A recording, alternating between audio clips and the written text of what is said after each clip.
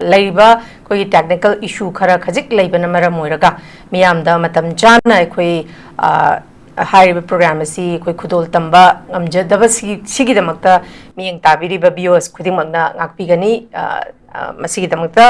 हन्ना हन्ना कोई new TV माइकैदगी कोई कहाइनी मसी अखोइगे सोइबनी हाबसी वारोलजे थमजगे दुमपु ngasi अखोइगी पुगचरीबा topic खन्ननेनेनबगिदमक्ता पुगचरीबा topic असी अमतंग मियामदा थमजगे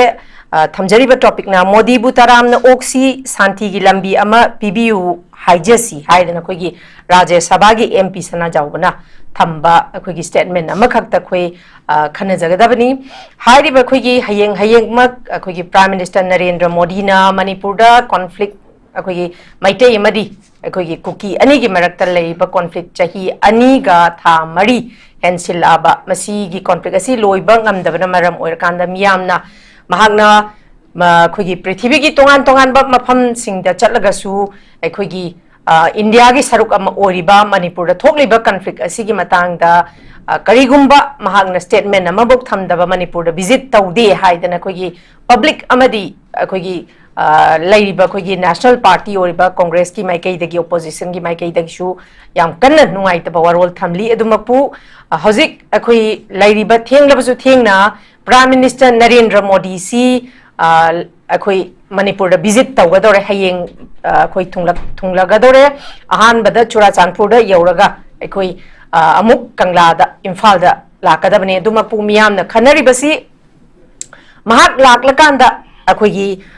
लेरिबा फिबमसिदा अखोई हजी अखोई जस्टिस फंगद्रा पीस फंगद्रा रिहेबिलिटेशन फंगद्रा नत्रगना महाकना लाकलिबसी एस अ सिंबल अमोइना सिंबॉलिक अमोइना जस्ट फॉर अ शो ओइना लाकदोरिब्रा हाइदना तोंगान तोंगान द स्टेटमेंट क्या अमा थमली मसिगी नाकलदा अमरोमदा मुक खाइबा खोगी राज्य सभागी एमपी सना जाउना थंबा वाफमदा हाइबा खोगी प्राइम मिनिस्टर नरेंद्र मोदी सी चाही अनिगा था खरे हेना लाइबा थोइबा कॉन्फ्लिक्ट सिगी मतांगदा मणिपुर बु खोगी अवॉइड तौबा इग्नोर तौबा मानबगी मियेंग अमा लेरबा मतमदा विजिट तौरकपसी खोगी हयेंग मक्सुदुमा कोरकोमना अखोई मसी बॉयकॉट तौरी अदुमपु हाइरिबा खोगी एमपी सनाजावगी माइकैदगीदी मसी बॉयकॉट तौदबिदा महापु तरामना ओक्लगा लेरिबा मणिपुर की इशू सिंगसी मंगोंदा हाइजेसी पीसी पोरकना बाहाबा वाफम थमली अदुमपु हाइरिबसिदा खोगी महापु तरामना ओपना चुमीब्रा नत्रगना महापु बॉयकॉट महाकी लाइबा खोंचतसिदा बॉयकॉट तौबना चुमीब्रा नत्रगा लाइबसिदा करी वारोल थमंगदोरिबनो हाइबसिगी मतांगदा कोई खननेने नबुदंगता हाइबा टॉपिक असि पुगचबनी टॉपिक असिबु तोंगान तोंगान पैनलिस्ट अहुमना सरुक याबिगनी अहानबा मक्तदा पैनलिस्ट अहुम सकमिंगा कोनना ताकचबगी तंजादुम तंग मयांग विमफमदा थमजगे अहानबदा खिगी ओजा पुयाम टोमचा एडवोकेट अहानबा मक्तदा ओजा टोमचा बुतराम नोकचरी अनीसुबदा खिगी ओजा डॉक्टर रविखान स्पोक्सपर्सन एमपीसीसी ओजा रविखान बसुतराम नोकचरी अहुम सुबदा खिगी ओजा मुटुम शांति राइटर एंड कलमनिस्ट ओजा शांति बसुतराम नोकचरी थागचरी इसा इसागी यामलबा ममन खरा खजिक्तंग काइथोकपिबदुगा कोइगी टेक्निकल इशू लैदना कोइगी मतम चाना कोइगी स्पोक्सपर्सन सिंग दि दुमक यौबिरई कोइगी पैनलिस्ट सिंग दि दुमक यौबिरई दुबो कोइगी टेक्निकल इशू खरा खजिक्तंग लैरगसु इसागी मतम सी दुमक बियर तौबिबगी दंगता हन नॉर्थ ईस्ट विंडोगी माइकेदगी पैनलिस्ट अमुपु हन थागत फोंदोकचरी पुकचरी बा टॉपिक मोदी बु तरामना ओक्सी शांतिगी लंबी अमा पिबिरम हाइजेसी हाइदना पुगलिबा टॉपिक असे मरी लेना बयान हन बवांग से ओजा रवि खान दा लाचगे ओजा रवि खान हयेंसी कोई मणिपुर दा मयामना हाइदी पब्लिक नसु हाय अदुगी मथक तखोई MPCC की माइकई दगी सु दुमक महांगना विजिट तौदबसे करिगिनो हाइदना याम कनब स्टेटमेंट सी दुमक थंबने दुमक पु लाइबक फाब हाइगद्रा अखोगी टर्निंग पॉइंट अमखक्ति लागा अखोई हेयंग सिमा विजिट तौरगदोरी अदुमक पु मसी कनागुम्बा अखोगी कोरकोंगे माइकई दगी सु दुमक बॉयकॉट तौरी अदुबु अखोगी MP राज्य सभा की MP अखोगी सना चाउबनदी मासी तरामना ओक्सी हाइबा वरोल थमरी अदुमकपु ओजा रवि खानदैना लाक्चनिबा वाफमदी प्राइम मिनिस्टर नरेंद्र मोदी ना थोलेबा कॉन्फ्लिक्ट असिगी मतांगदा वरोल अमबो थमदना मणिपुर दा विजिट तौदना लापजे हयेंग लाकदोरे पसी ओजा रवि खान की पॉइंट ऑफ व्यू दा ओजा तसेंगना महाकी खोंचतसिदा मयामना तरामना ओफम थोप्रा नत्रगना बॉयकॉट तौबम थोई हाइदना खलिबसिंगजिदा ओजा रवि खान की point of view that kari kamai tham meaning am tam Prime Minister Narendra Modi hayeng la gani haibasi yamna atheng ba matam da praja da ngasi khaktamak koigi state authority na haibata re chief secretary na notification an thoaka da 11 hour ni just hayeng la kana ibding ngasi notice thoe han official oi ba ba phau khangan de yes BJP की leader मखोई prime minister लाकदौद फाउबा BJP की state की leader सिंगना नतग BJP office तगी अमा फाउबा statement लाकना है हान HYBE ngमदबसे मखोई दा खितंग मखोई की प्राइम मिनिस्टर लाकद लाओइद्रा हाइबगी सरांगनब नत्तबिदा प्राइम मिनिस्टर मोदी सी वेलकम तौरोइद्रा हाइबगी पाखतना हाइदुक्त बकोइरिब्रा सिमसु खनब याय अदुगा लेबाक अमगी प्राइम मिनिस्टर ना अतोपा फॉरेन कंट्री सिंग दा चटपा मतमदा अदगी इंडिया के अतोपा स्टेट सिंग जंगम मतमदा वेल इन एडवांस थामै ममांग दा हाइदुक पयाव प्रोग्राम से प्राइम मिनिस्टर ने सिलेबस है प्राइम मिनिस्टर टूर प्रोग्राम हम चतो रेसी थानी मांग दा उमांग दा तदगा याम दो नुमित सम 5-10 days फाउगी ममांग ददी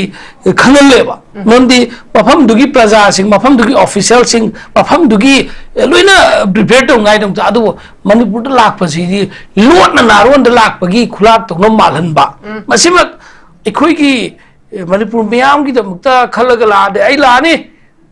हाइना वेल इन एडवांस याम दो नुमित मंगा तानी ममांग दा मणिपुर दai चकनी नोइना लाकते बदो आई लानी हाइबदा करी काइब्रा कईगिनु ता हाइब ngमदे अदुगा BJP की लीडर सिंह सेंटर की लीडर सु मणिपुर की BJP की वाकर लीडर सिंह ने सुमसी पखु पोंग हाइ ngमदे बा दैट मींस मागी खुला खोंगचत छी मखोय मसेन दगी फाव हरावरा मोय दाइने खल्लेबा ममदि प्रजा की सेंटिमेंट मखोय दुस फावरंग बनेबा मणिपुर की प्रजा ना करी फावे सुमदि मणिपुर द लेबे BJP की वाकर सिंह MLA सिंह मखोय सु मणिपुर प्रजा ने अदुना प्राइम मिनिस्टर मोदी की थोंगी अखोई फाव दोन मानर है इकाई फिर खुमीद गायन खलम खलेब खलम अदुबो हौजिक लाइब माना लाकदौरे अदुस लाकपसी पार्टिकुलर मणिपुर खकी स्पेशल होइना काइथोग लाकप नते माना मिजोराम दा हयेंसी मिजोराम दगी आइजोल दगी दिल्ली फावगी ट्रेन अमा राजधानी एक्सप्रेस अमा लॉन्च तौगदोइनेब मदु तौम मतुंगदा आइजोल दगी माना चुराचांपुर पायराने चुराचांपुर पायरागा चुराचांपुर पब्लिक ग्राउंड मीटिंग तो पब्लिक ग्राउंड वाई खमी को चुराचांपुर की पब्लिक ग्राउंड म्याम तिन मफम माना मीटिंग तो वांगांगनी माना IDP सिंग उनरनी अदुगा सोंद माना पैकेज लाउथोकदबा अदु तौगनी अदा तौगनी डेवलपमेंट की अदु संगागनी खोटकनी हाइबदो हाइरमनी अदुगा नुंथिन की पुंगनी की मतुंगदा इम्फाल की कंगला की यामना सेक्शन गोइजना सिक्योरिटी ना टाइट ओइरबा जगह पैकेट अमगी मनुंग चंगागा मी प्रजा सिंगी फ्रीली एसेस तब याब मफम नत्तबिदा कंगला मनुंग चे लाउना लिसलगा अदु हेलीकॉप्टर गुमना पाइसलगा उचेक फाव मखोन दोनदबिदा मी घर लिमिटेड उनरगा अमक जब लाउना हनगिरइने दैट मींस स्टेट अमदा प्राइम मिनिस्टर गुम्बा प्रेसिडेंट गुम्बा न चटपा VIP सिंग न मखोय VIP सिंग चटपसी नॉर्मली असिबावबा सही क्या सिखोइन खाप मतदा स्टेट अमदा चलगदी स्टेट अमगी मफम अमदा पार्टिकुलर चटनय अदुबु ngasi BJP की प्राइम मिनिस्टर नरेंद्र मोदी की मतम से कमाइन तौरे किलोमीटर कुंथ्रा निफु खकी डिस्टेंस लेबा डिस्ट्रिक्ट अनि द खाइदो का चतौरे अनि विजिट तौदोरे पर्पस कहीं नो वेदर चुराचांपुर चलके चलो इम्फाल चलके चलो नत्रगना मागी कमन नोय बेसेस होइबा मफम अनि जंग याब मोइरांग लमखाय द चलके चलो न दूर कदे नदे करी एजेंडा दा स्टेट अमदा स्टेट अदुसु डिस्ट्रिक्ट 2 किलोमीटर सनी जों थामनब नतिएबा अदु चले फरे एनीवे मान लाखपसी मणिपुर की प्रजा म्याम न पामनबा इंडिया की प्रजा म्याम न पामनबा इंडिया की मिशन स्वाई को सिटी कांग्रेस की क्वान नते इंडिया म्याम न सु प्राइम मिनिस्टर माना he must visit the spot he must visit manipur hai base hai ba india mi kya mandi sahi ani ga tha mari ga numit tarani shuba numine ba yeng se sigi se da mana minute khragi punga ma ni kha ki mana atai koi chal uraga nahdang mamingi laigi chokte ya di hai ba dong sok ba dong imphal nahdang yoram gani hai base masi mana manipur kha ki specifically kai thoga lakpa mami di ta dre aduga mana chat ka do lak ka do matam du di mam hen do khrem hawjikti manipur ki praja se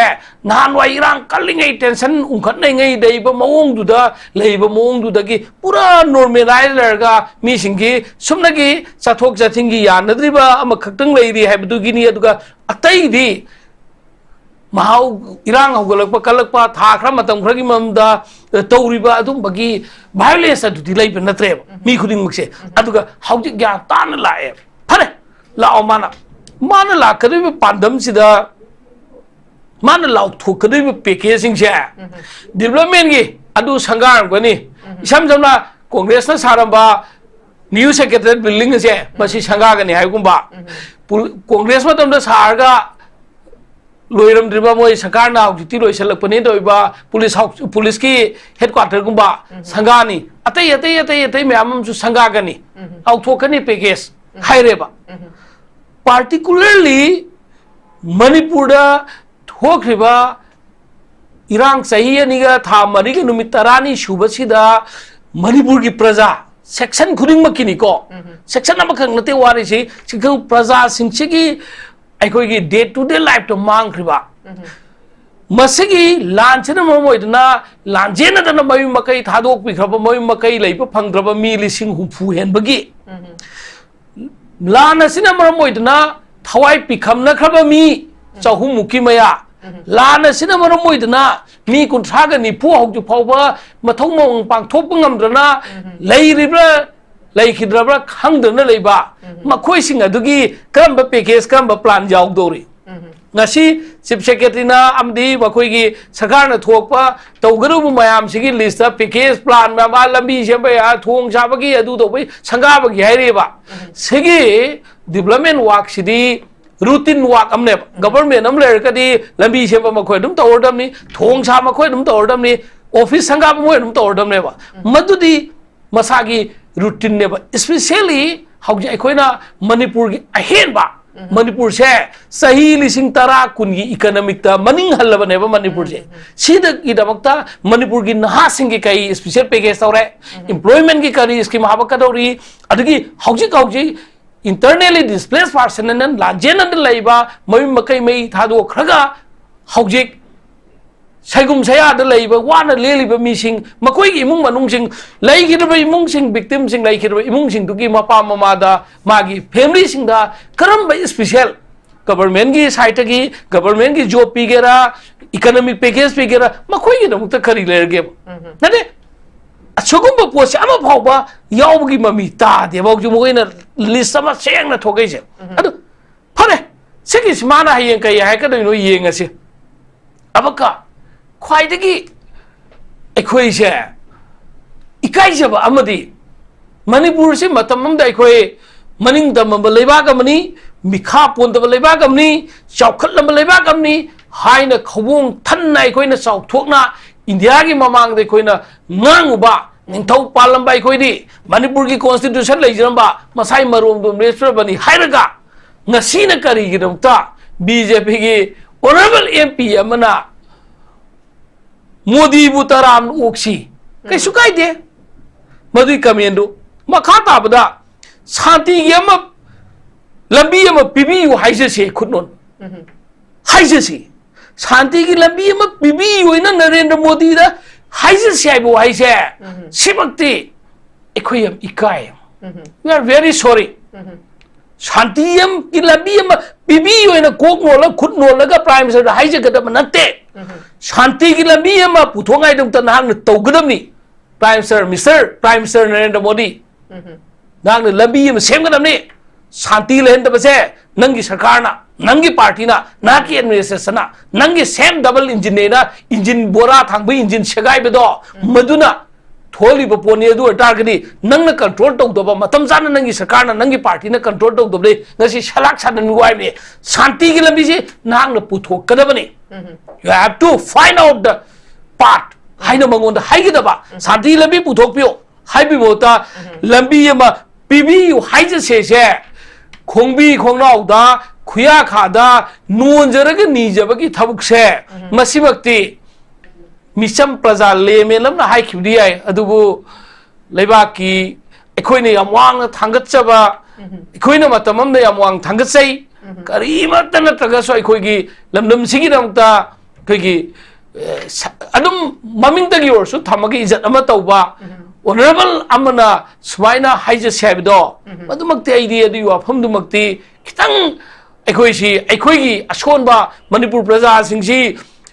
prime minister dagi khuya khada home minister khuya khada nijadradi kaimpho phangroi daba makhoi gi blessing da makhoi gi board ekhoisi hingbadong na madu hanbai statement do madu kaktang din nungai jade adu thengba su thengna prime minister laise second manga kaktai or su laise lak badudi phare kai sukai ekhoi jo thingba ngamoi india gi prime minister na magi saning be set amda chatpada yeningba yaningdaba magi mawong mana taw kadoiba aduga adu singdu de prajan lepsar sunu aduga amana prime minister na la kadoi khulak sida thawaina maki organize tawraga mabu woptabiya deena thamoi nungda cha asu mai da powder thajalaga thawaina maki arrange tawraga wokpagi bhabuk sidi tawhanjaning de aduga praja gi right ni ma wokera woigera praja gi right ni praja da force over praja bu lana lamjing ba atusu koigi elected members sing amadi party gi leader singna madumaksu tawhanjaning de praja singna is the wish pakhoina pame prime minister Modi unaninge unagera unaningdre bagi aduna tana thawainam ki kendra ki MLA singna mi adu khongbaramni adu tawgaramni ga na nataga adu tawgaram tawragadi manipur gi praja singi sentiment se prime minister naktang lakpado hummaga pubase yes ma phajana wokadaba tanjadi kam kanta no hai matamda irang thoingai mai sai ngai matamduda Mr. Amit Shah na Chingana numitrani ler lakane hai ba tamda numitrang wani lergi lakani hai ba adura lakhidaba matam tuda prime minister na sadali visit tawraga manipur da shanti du thuna lehellamagadi adu gamna misi minagi thodok aduga ngasi gi tension leinai ba ngasi kuirabasi handaramba siyai manna prime minister gi khongsak chiyai khoi phagera pharoigera something is better than nothing ena sulak lak tabodi lak pana phare haibi ai tobatabu ma lak padai khoina yamna harau ta yam gani haibadudi asalaite mana aduga magi da makta mangon da khoina khoi gi shanti gi lambi ama pina biuga ina borni ba dude khoi ji sai than da khoi gi izachi yo thoksabani haina thamjani. Okay, thank you very much. Makhat chatha jaboi nei oza tomsa da laksege oza tomsa nakalam romda khigi hauja Rabi Khan su dumak thambiri thenglab su thengna Prime Minister Narendra Modi na khigi tongan ba district ani khigi Churachandpur da aduga khigi Imphal West ki khigi sigi khigi Kangla da masi lakpasi amaromda khigi khigi opposition gi spokesperson ama oina laira su thengna masi aphaba khong thang amane di hari but miyamna pambadi oza tomsa la akanda just mana symbolic oina la amaganda magi hariba magi tongan ba projection unveil toramba karor lising nipan ga chamnga gi karor si unveil toramba adu khaktana te oza tomsa miyamna pambadi mana lakpada mayam gi expectation di akhoi peace ki road map ama pura kanda akhoi lairiba akhoi hauji free movement yadriba aduga IDP sing masagi mayumda hansinba ngamdriba aduga lairiba khogi hairiba khogi kanglup ani sigi marak sida mangkraba trust sima build tawbudu suneba oza yamna makhatari yamna maru orise aduduna oza handak magi visit sida ozagi maikei dagi adugi nakalamrom da oza hojiksi ngarang dagi Churachandpur gi ma laktringa gi mangoina na hojiksi ma lakani haidana CM saba decoration sin tugai dana vandalize tawdana si koi national media da new akoi pau mayam akoi ubadu ma phange simangna su nakalamrom da kuki gi maikei dagi su ma lakpasida makoi gi maikei dagi su pen da mayam ma leire habadi oza tomsa yamna mayek sengba example amasu masina khudam amasu sina dumak oidoribani masida oza tomsa gi motadi mahakna lakpasida haibadi peace ki road map ama purak tabadudi hayeng mana yorakanda mana thamamba statement dugi matungina khangadoribani adubo oza tomsa gi expectation da kari expect tawi kari wafam thambini oza anu tada ai bihor chung bahana ai kurumjari hojiki ngasigi ne gadoriba topic si yamna sang topic ni akhoi gi phangiba matam siga ne gadoriba pot sigadi mayamna penbi da bsuya adubo akhoi na khangadaba ma ai ahamda satak chege ai advocate ama oine leiraga so ek sana kunung loina rak payamna puire ek sana kunung gi legal advisor ne leijaban mayamna khangbi gadaba si sana kunung da ning thok da sinaba si kari no na haiba matam da merger agreement su yawi kugi laibak sigi ko dharm lining lambi gi oiba chanabi gi oiba culture gi oiba se masigi head se ning thok da sinaramani masi iro tawbani tasena akhoi ngasigi topic si nenaba matam da manipur gi history nenadaba yaroi manipur gi problem solve tongnaba honaba da manipur gi history si nenadragadi madu mapung su pharoi masai aham thajege manipur kamai tawdana merge tawgi matam da merger agreement sign tarom da ining tho budchandra na pamjadadana magi hojiki leiba chonga bonda phammaga mana ko sign tongning da numit manga tarugi phambasida khoi gi matam dugi rajniti wala mayam na chomjalaga kari gi sign tawdoba no haidana khogumna thabada makokta palaga I thoke haribne namdana tawni ne base sima leire ngasi bauda manipur da karamba political party na rule tawre akhoi gi ojaba political party ler me akhoi gi ojaba political party je kam thuna hatoke ngasi tasena haita gidi one party rule neba manipur da laije adubo BJP hadra laibu phadna center da BJP go me lapadi BJP ki sidis da lapani adu BJP khakta ne bauje Congress ki rule se da mayok na laiba ngamuk pase manipur so je BJP ki marum thupaga government se pamdani kayumba center da je hayang je Congress pale have the sig BJP se kyam kuina chakde ge koi khangdi masima adi je Congress na ningthong sibi be se am noi je mamde ke no da ningthong mu thotna bo hona boda ai hak se ai hak ithok ji to gai tha tarum mu gai sana kunung dai laye kunung kanna na hona boda masima India se sema matam da princely state changwa mu merge tawgi be India madu gi damakta akhoi gi ko privy person na laibak si loksan garbani na nakhoi gi na privy person pirame taseng na ta gari United States se sema matam da state mayam agreement tawna semi bani United States ta hoji ma gi constituent oriba ma gi laibak amata United States na thugai na bhona de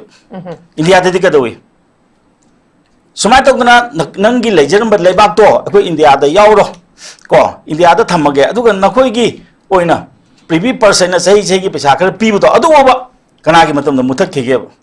yam samna harbada akhoi gi laikai da cooperative ama tawraga nangi low piro nangi hingon khajel oina khajen naraga ikon ko na isa gi poche mta leidra kanda mayam do na pullaga nungai ne na khalaba matung da nakhoi gi hana khai gi ba mayam do loina matle haibu gumane base sigumba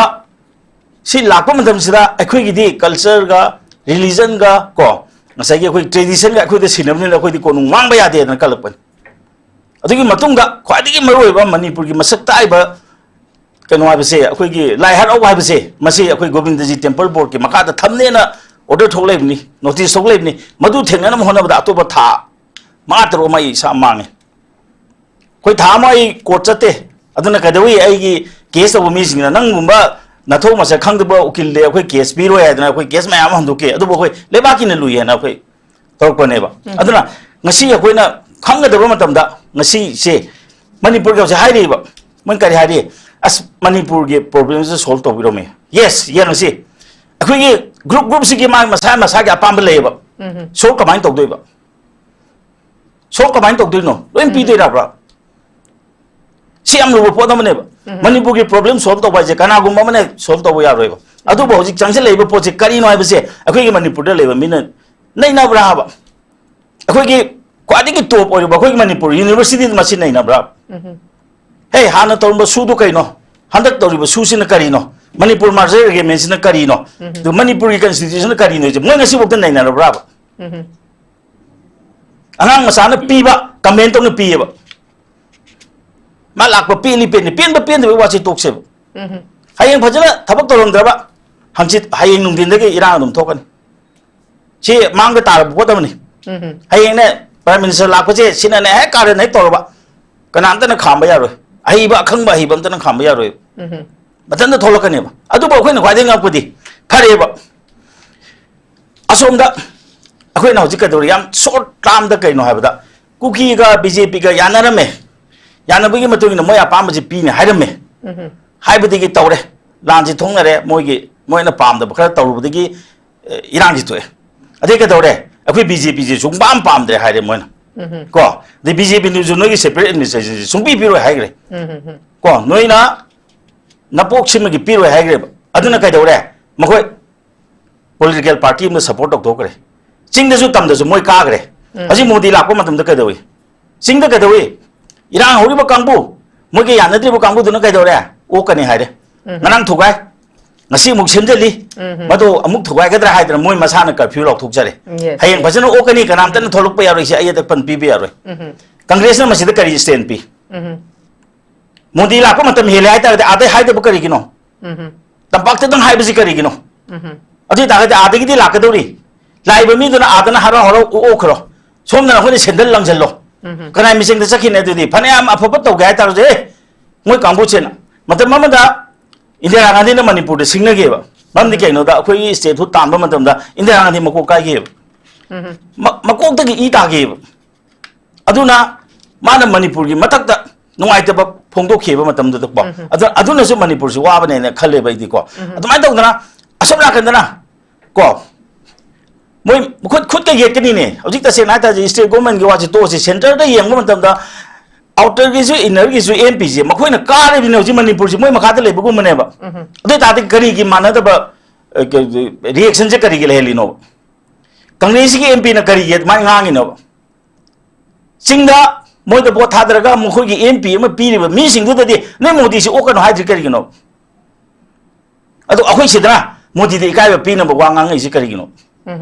asi ko double standard to bi ga no mai ai da chapi yo kangbu am khate gi vote phang na ma to bi ga no adu manipur gi mitai yo gi praja sing je am pang na chu khan bi ga no handak ti taseng na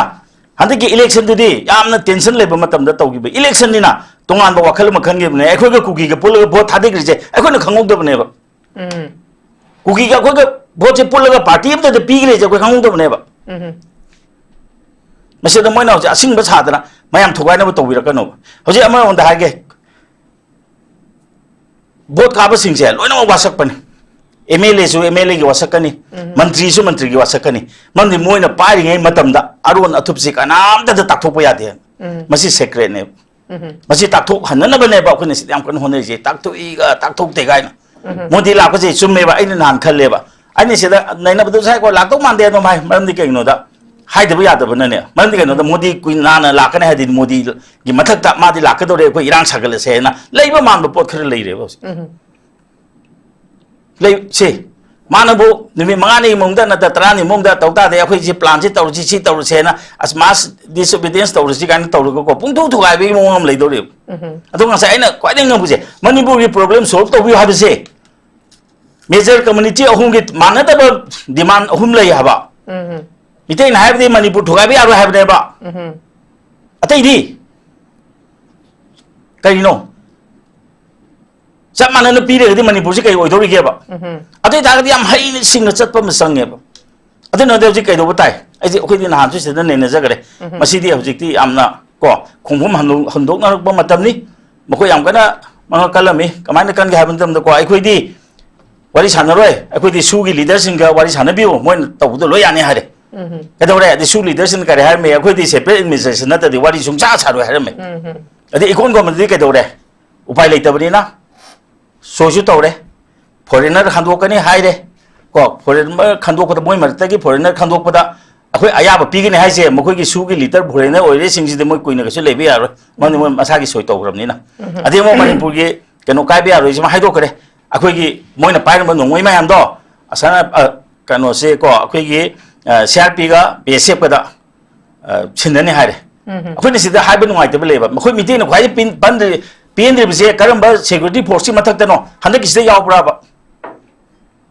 अदै तागदी मसिबाउदा central government तौरेबसे Manipur ठुगाइनब करी तौरगे मणिपुर कंगनी हारिबा मिटेगी कांगुना तांब पोसिंगदन नत्रव ngai सिबाउदा Moina खैदा सुम याबिरैसे एनासी तौने हाइरे इलेमे खनबा होरो हाइग्रे FMR tension करे अदे border fencing तौने हाइरे मसिगी मयाम जे कोई Manipur काइबे यारोय हारिना लाउरिबा अखोइना पुथोक formula the मोय मतुंग इंबिरप नत्रा अदे अखोइना सिगी सुसे लौथो हारे फारे सुसी से मोय कांग्रेस के जमम नवम लेरेबा कांग्रेस के एमपी मसाना सो हे अंदर की सुसे हाने सुगा मानदे अखोइना तरुंब सुदो अदुदि लेत्रे असिदि मोय नौना तब सुबन हारे यस अदो इतागदि आइना साइजबुदो एकाडेमिक सेना नैनबियोबा हाने की सुदो यारुदु कैनो हंदे की सुदो यारुसि कैनो हंदे की सुदा आई इसागे हाजे जगदि याम नुमाइतबम यावेबा करी यावगे तातिदि लो यारे मोइदा पॉलिटिकल सोल्यूशन की पोत हंगोपलेबा मसिमदि अखोइना मतम ममदा सीजफायर एक्सटेंशन तौरप मतमदा विदाउट टेरिटोरियल लिमिट तो यावगनु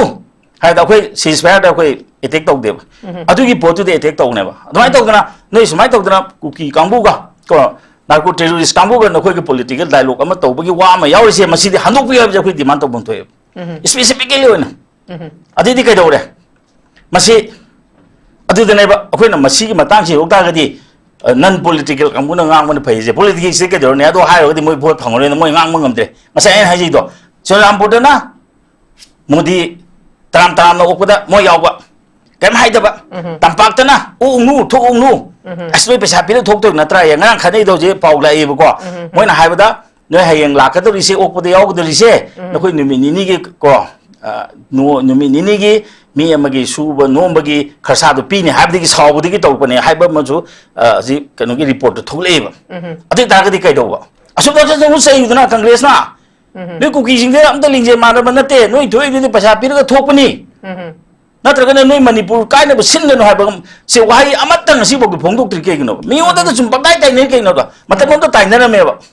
कांग्रेस ना मयाइदा पालिंगदा कोइ मिदै सिंगना एनी मिदैगी प्रॉब्लम जे सेंटर द ताइननेबा सेंटर ना मतलब पैसा मतिक चाने पी पैसा अमता वाना पीबा नते अखोइगी स्टेट लीडर मैमना माइ मागी हाइनबा ताइनबना सेंटर द ताइनबा अदमाइ तौदना चिंगी मीसिंगसिजु चिंग पैसा पैगी थादे दे हाबसि को हाइरिदुदि चिंग थादिगिबो जिंगिसिंगसि कुप्पदि जिंग ngakta ngairने हाइदु अदि चिंगना मोइना मोइ एमएलए सिंजे पैसा हाइना थोनी ताइनबना तंपाक खुथिलानी ए तंपाकी मीना लौथोखिबगिनी तंपाक्ता लौथोपसिंगसे सेंटरना लौथोपदगिनी सुम थैदोक थैजिन तौदना मसिदैज तादना लाइबा प्रजा मयामसे लाइरा हैतबगिने यायबा अदुना पेबेट मचा साव ngaइबा हाइदना साउनर पोदा होजि पेबेट मचा सिंग साउनरेबा अखोइगे यूनिवर्सिटी लेजरे को अदि तादि यूनिवर्सिटी द नैना बियोबा मणिपुर की को नोसे करिनो स्टेटस करिनो मनी what is the political status of Manipur vis-a-vis the merger agreement hariba aide dum haje sidi merger agreement nate ko harido moi ni ba matam da so this agreement between and haiba merger agreement ab skon bande ba moi text ta adana mase nai na biyo kuki gi di university ma am da toroga aram ba history ma am bu thore isdi akhoi gi academic science sing ji kadu lege adu nata bi ko kenta like so haje da ba no magi chara tan ba mi khung ga da ba question ji wang khukum da khung e ना नमा फमिने हाय अखोई की agreement से Nagaland ki satra na kumna nai nai na mam di kaino da makhoi su agreement am legrim ni na moi di pheng wa agreement ni kem yaw na te ko na isan ga ni ajeng ngo ka dore na han di lamben chala la ne ha adi di as lamben chala la ne na soi to ro matung da sat pa ya ro in thok le officially le ba chi du da log do ri ba unofficial du da log do ri bra akhoi academic on nai na se no de se ko political party amagi ko apang ba ko follower on nai na gum se ai ha ji se ko akhoi je to mane lobby ga no okay aduga siang ko atu lisin je ge ba aduna hojik ai na ji se hojik se number 1 modi na kari law thong de ga ha bi ko yeng si ko ngasai du yang si kaino new secretariat building police headquarters sina tro congress na hangai law lai si bo khoi matam da sar mani hojik bo kai do ge na sangga ba lak se do re ba sinong se sen du ji kai no ba moi la ga sangga ge hari bra ba asi phara na tro congress na tor mi se e noi pesa chai na tra ga sa de happy wa je su ai le ta na tumina taroga noi na tor mani na hayeng mam di kai no da asigi sangga ba matam da asi kana na uri oyum tam no hai ba du di marble da thar ga le mani ai madu Manmohan Singh la natraga na Sonia Gandhi ong dong mali ko madam mai mami je thadorim ne akhoi ki chief minister ha ne je thadorim ne inauguration to bi ama thadorim ne loina ma ki part se yaudrim ne Manipur ko police housing gi agna sorry police headquarters gi adu so dum yaudrim ne ba adu mase yam phare akhoi na torom mani adu kitang ngan di to ne ni thangman gere ba har so ma bar su yae ba adu hayeng la ko madam se mi lai ba pot pi ge na lai mi du saung na ba toruga kari no ba ai se saung na ba toruga kari no ba akhoi na phang duri se mi gi dai de ko phle ko mathang a ona na pai ni a de di ko phle yamen ta pun te marun thui khang de thok te khang de an khudum chandra ma tok chandra mi ni long no mo na ri ado kaisu kai de aina haibidi same political party ko asung gisu moina oiba sigi su oiba asum dana reaction ama sida reaction ama sidi tobi ganu manana praja se manana singbiu singtam thugai bi ganu ai haji se illegal imna ka ka ma thokjar kani singtam nuksina na palak pase to aina haji ning ma mana konung haiba se sinna ne ba laibak singak la is konung haiba institution yam pang ne lobi ganu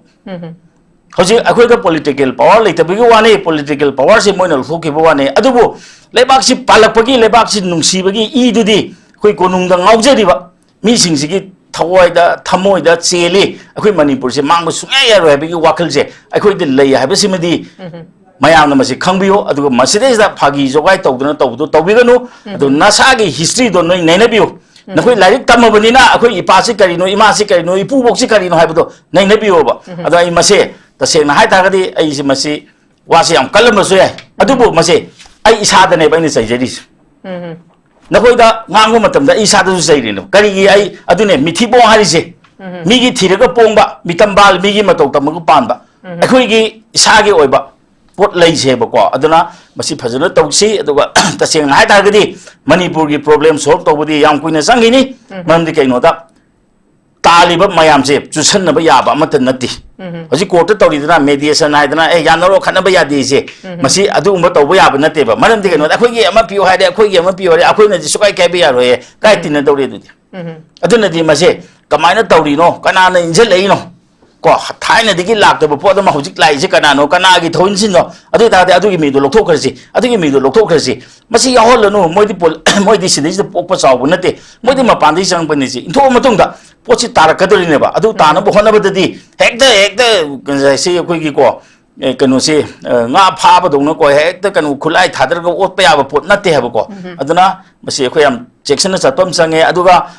elected member ngate ni sona kan gi su da khoi su out of secrecy to ri ba ngate ni adu out of secrecy do nga na sat piu aduga mokoi de so haidok pa ya do pot mai am le ram ngani aduna mado khoi gi praja mayam da so khoi khangan ba ta ba ne ba do aduna praja lamjing biu Mam di kanu da akhoi upai leite da khoi na masing hen na pang ba matam da noi makha da lakadri ni adu khang da ba mdi na khoi na palinge matam da karam ba numi tha da bu ing na sik na demand am ta pi ba yaw ri kene mi ma siek si dribo na dribo demand pi da ba ngak tani na okay oza zatum sai de wahang am khangtang gai marak tha chauge zatum sa da ina khangjaning isina habidi akhoi Churachandpur da di habadi fanam hojik thugai ba khokai ba khoi curfew thamjin ge tar ga su Narendra Modi si yamna warmly welcome tawgani habagi kaino makhak oza tomsa thambiri adubu lairi ba khoi Kangla da Imphal da di hojik kari haini lai khoi patlingai de haying da bo nonjau habagi phibam ma makhak ne boza chigi matang chi da di kari haini khoi chauna ba mayam na mahapu warmly welcome tawro have group am su yauri ba oza am tena thambio ba hayeng Narendra Modi lakpasi tangai phadana akhoi ma si hamoi da nungai ta ba pin da ba mayam ma leira ga su mahak si leira phibam ji da khoi di so ibinina akhoi ma khoi da tanga hingim nina ma se warmly welcome tawbasi tawam thui thokte oza sim kai ka mai ji ko my opinion ni aina pamjai haidana mi amada warmly welcome to yade ai mote di ai khoi di nang meeting taw ai hai hoi okum thoi okadabni mamdi ke no ma khoi dam tem to bir ko mi amni comparison to motam da ko duga ai khoi menin power da haidana menin opposition da khoi kadi ki chatoi no moi pi mangong godro khage ni pi ngam godro khage da chalage ni ma pi gi ro sima atubam Kangla da tawe yamna kachin namne habi ko ai masi kano hai Kangla is a very insignificant dina lubuzani aduna idea hayeng Modi na Kangla da laga thabak khara tawra ne habse ma masa khangje gadab ni Kangla habse sangbu kinari ba mafam ni Congress ki matam da Kangla manungda ko assembly sage to bontum no moi lepre ni maram de hey masi laifam ni sididi oidaba padaba to ya ba mafam nate haidana atopa do hongrim ni ko asima ai haje ge aduna hayeng Kangla da mana tawdu se Kangla da changaga tawse agi public ground gum du nate public ground ji sei nongwai tawum ni ko adudi mana haning ba haibe Kangla haibse lakta ka de aseng ba ji tholka dri ni ko aduna Kangla haibse khoi gi Manipur gi dong ti amna tina kano lu mafam ni adu Manipur se thaina halamana haibe ko samana haibo mane hana ko hana saba ko na loiba lamne haidun ko aduna khoi lebak se yamnu lebak ni Kangla haibse na khoi makuk ni lempu ni ko adigi maroi ba laifam se sida lebani laifam amada laga thabak ama tawro haibse masi khoi irai laina khoi logum si aduga ingsa haijebudo hayeng Manipur ingadra langgadra haibse hayeng se hayeng test over khangna dorine okay thank you very much khoi oza tomsana thambiri ba wafam simak habadi Kangla habasi yamna khoi meite yone de do kimatik lugraba mafam khagni hariba khoi laifam sida khoi Sri Narendra Modi ne lakpa matam da haridi khoi public ground da tawbado ga sida tawba khena banina at least ma kari gumba afaba thabak khara di sungshoi shoidana tawram kani habagi oza tomsa gi haidi yam positive oiba energy makhak lairibado madu oza madu thoklak poi oisano haiba warol chu ai endorse tawjage makha chathaja boine yoza santi de lakjage oza santi nakalam rom da khoi Churachandpur da hojik si khoi curfew thamjan gare curfew thamaga chu makhoi gi mai kai dagi di okani hari nakalam rom da amuk khoi gi Kangla da hana laktana Churachandpur da hana lakpasi chu nakalam rom da khoi kari haini yengurkanda positive oiba impact khara su masigi chu dum leigadra haina khalle amaronda muk habdi Churachandpur gi mai kai dagi makhoi gi tongan ba khoi gi aran bi history kaya ama akhoi sida la amaga makhoi kari no habje khoi ada kari sana doino sida kai sana doino habje khoi khangbangam deba adumapu aidi oza santi gi motadi aidi miyam na di penadi nangna lai si matam chadre hairi adumak oiraga su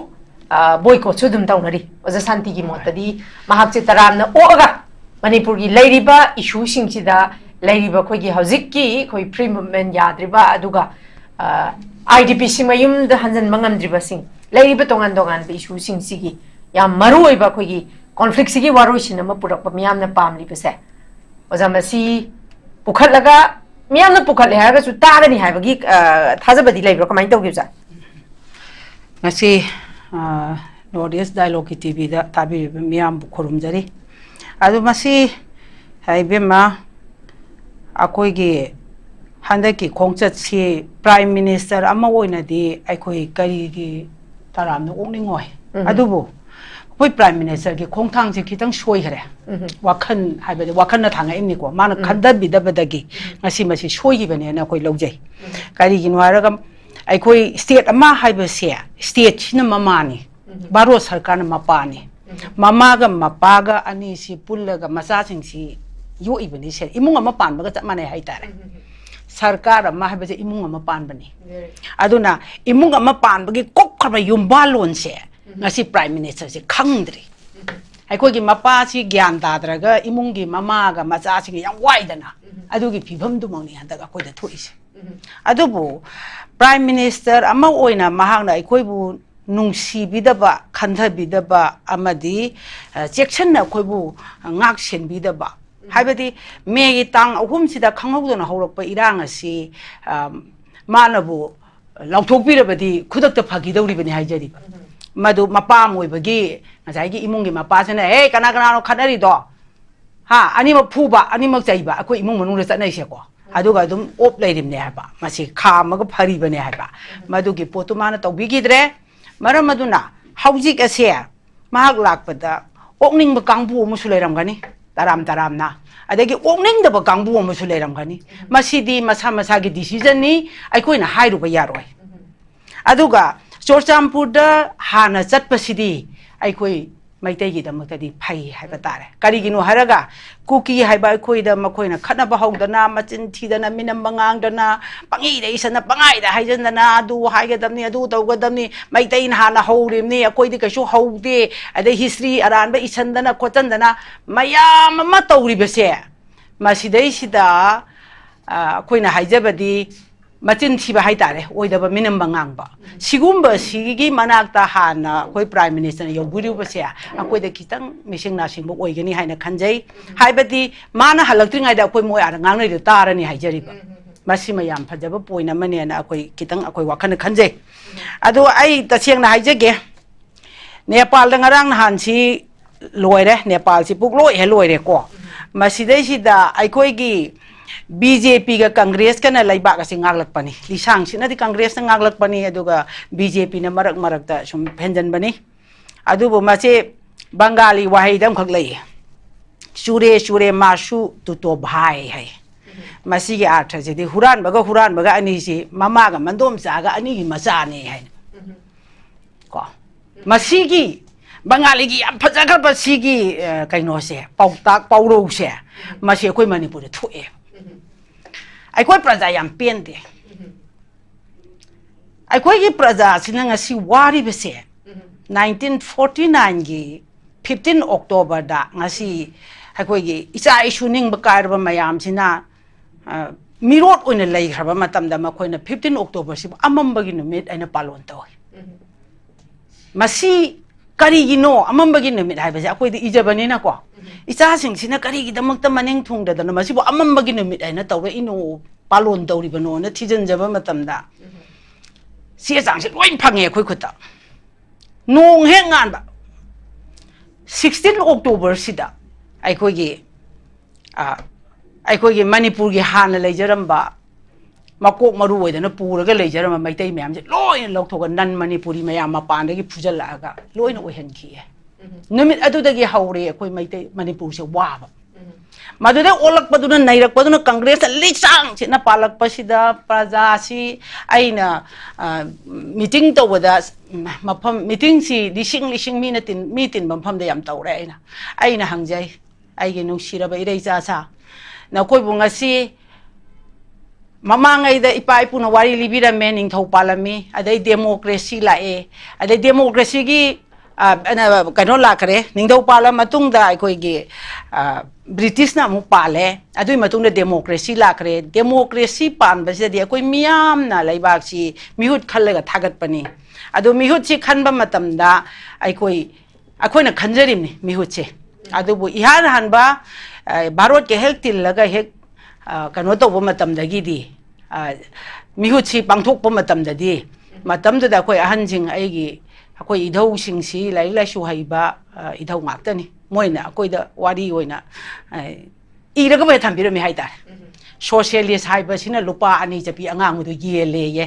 ꯀꯪꯒ꯭ꯔꯦꯁꯅ ꯂꯨꯄꯥ 5 ꯆꯠꯄꯤ ꯑꯍꯟꯕꯗꯨ ꯌꯦꯜꯂꯦ ꯃꯁꯤꯗꯩꯁꯤꯗ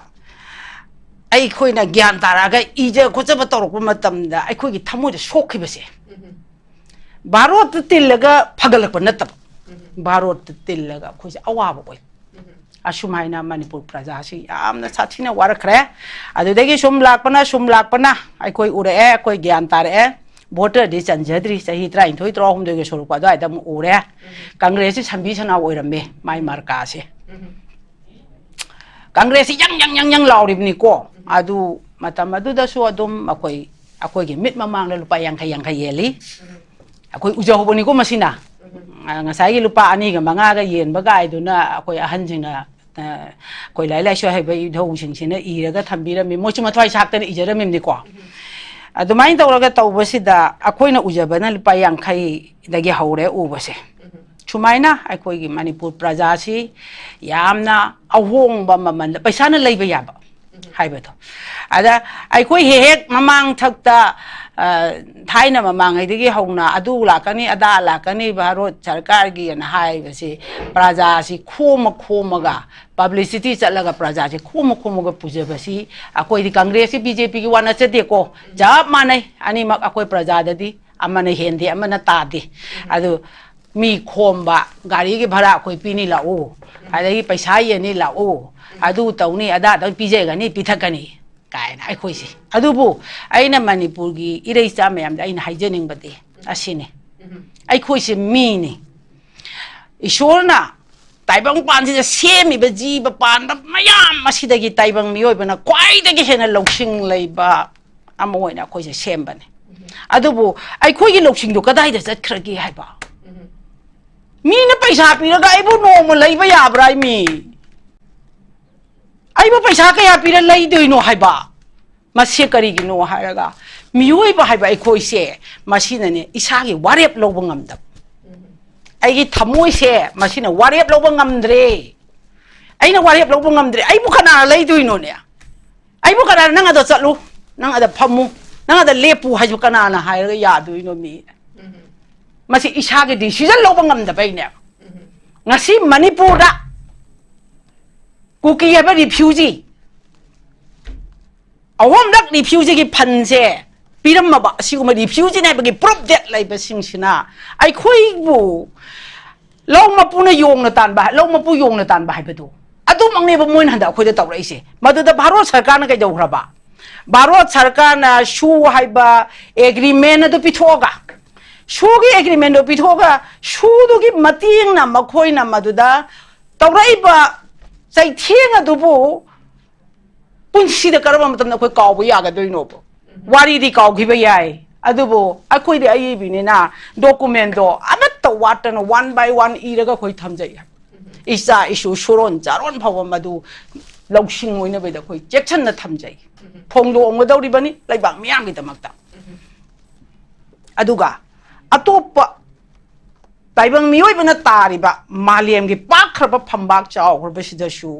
ai khoi magi language da phong na ba gi da mak da sem sajari choi da na phong an masi khoi gi thamoi kai khar ba asi yong na thamoi kai khar ba ai khoi sina ai khoi gi ipa Narendra Modi si lak pa da matam kitang sa ki da bana prime minister na waro bi ba ya de lak pining da ba ok pining da ba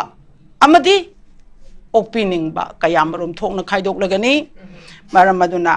prime minister gi ashoiba wakhan ashoiba khongthang aduna ngasigi mami ase tarapani haina thamjaningi aduga ai khoi ngarang nahan gi aise marakta sum khaga thatle ko bema subai dawdana akoi gi praja miyam na kaubiroi da ba ai message amtang ai miyam da hajege kaukthok pi ganu ningsing biu ai khoi maitai si am kaugali 1965 ta taklang khongchat ta isa mayam sina sieng piu sak la me haidana kholau kaya law ga lakpa matam da pi gani haiduna matam du gi simine samari governor na khombira mabadi angang mayam du kaishu hada sunu ba tawroi tumin na hanjagini pi gani hairen mapa mama da demand tong jabani haijari ba adubu nongmai maru na pije da mi mari hat khiba matam do adu congress ti maru phang na muthat ka da bani matam to take ai khoi na wakhan khan bangam da ba ai khoi na ตนิงตานว่าคันทบังดับมีไว้อบุไว้ไปได้เก่งเสียคุยชุมายว่าคิดไปมารามาดูนะยามนักกองทกันลิไอ้คุยเสีย BJP น่ะจะมีหัดลิคุยอิจฉาแก่มาชิงข้างหน้าหัดกันมารามาดูนะไอ้คุยอิจฉาหัดปน National Party ไม่ยามจะไล่ไม่ได้มุทัดไปให้ไปเสียไอ้คุยไม่ยามกี่อะไรปะพิเรปไว้มีน่าเสียให้ดันไอ้อีเรื่องจำไม่ยามมาพัมได้กอกโน่นคุรุมจรีกองทปีกันนึงเชิงบิโอโอเคมาเริ่มดังทัศน์ให้บิโอเพราะฉะนั้นคุยกี่ไฮริบคุยกี่ National Party อันนี้คุยกี่Congress นั่นสร้างชิ้นนั้นไปเลย Congress ที่ช่วยช่วยบรรลัยตับดินาทีCongress ที่ช่วยบรรยายมันเลยมาดูตะกี้มุก Congress เปรี้ยให้ดันนะมียามนะมุกมียามกี่ mandate BJP da ปีดัน BJP นะมุกไปเลยก็อะดูฮจิกซีคดีให้นี่คุยสิ option เลยแต่ว่ากี่มาวงมาดา BJP amuk intuba congress amuk kaba congress amuk intuba BJP amuk kaba chineba adubu hojik thambiri ba warol mayam sigi matung ine ai khoi isagi india dagi hana khoi isasi kaino ine leijab lamda makham adubu hojik si tangai phadana sigi phibam jida ai khoi si regional party ma form to basi yam tangai phadi haibasu miyam na su tongan ba warol ke ama thamnariตั้งแต่ทำบิวให้ยามจุ่มมากันนี่ไอ้คุยบูไต่บางมีมาว่าแล้วก็มีข้าปน1949เด็กยังอาชีพว่าจะฮิกยาช่วย70 80สุรามันนี่ก็มาชีพว่าคุยเนี่ยมีไหนทางตรงไหนคุยนะนั่นมันปุริมายามในซ้ำๆหาเรื่องไม่ได้คุยคุณนุ่งชีวิตเรียจะคุยพร้อมพังกับนัตโต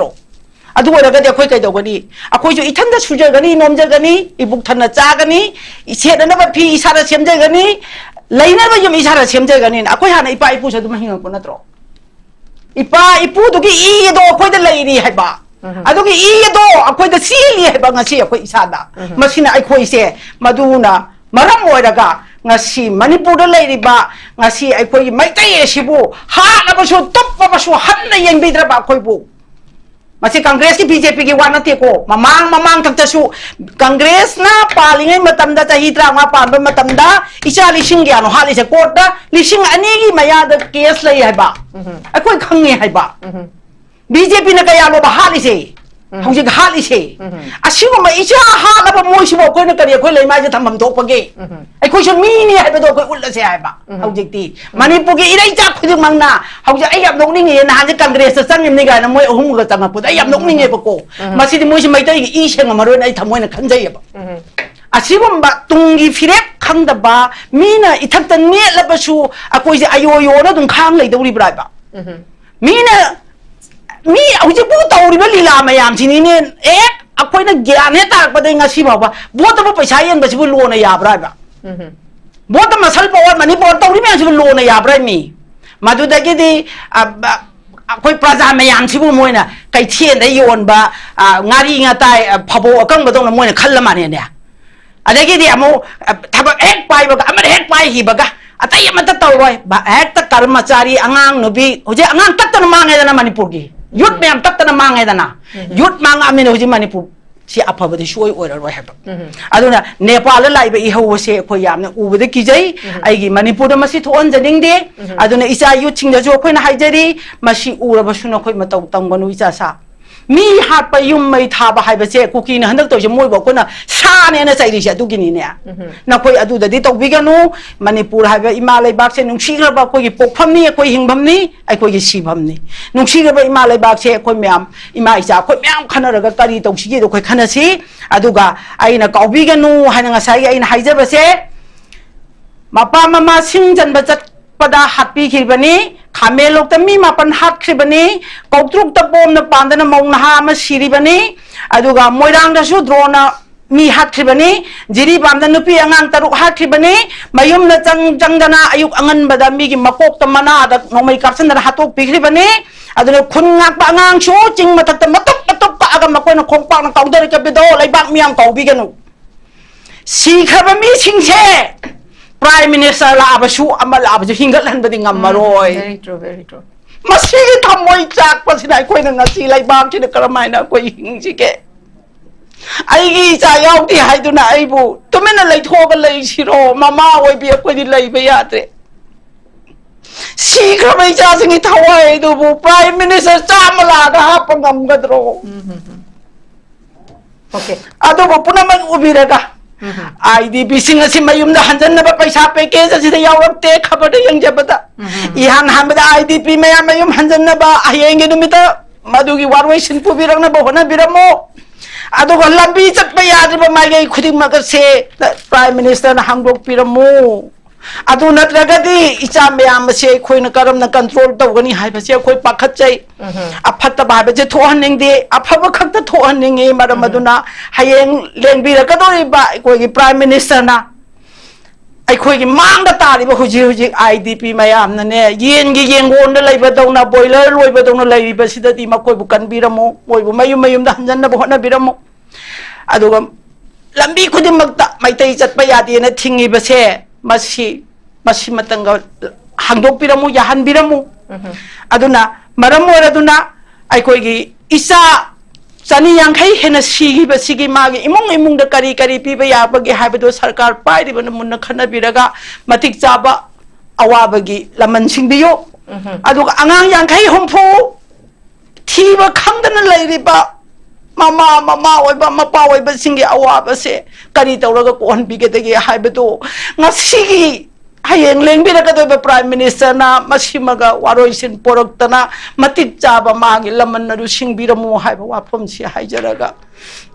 ai loisan jare Okay. Thagachari yamna emotional oiba dugumba makhangni khoi uja su dumak mamani ai su imani khoi mapa ngaktani se larise mama mapa singna icha kaina baki maishasi haidi icha da gi hen balai banate masigi chaina si ai da thokte haidana thoiba family singda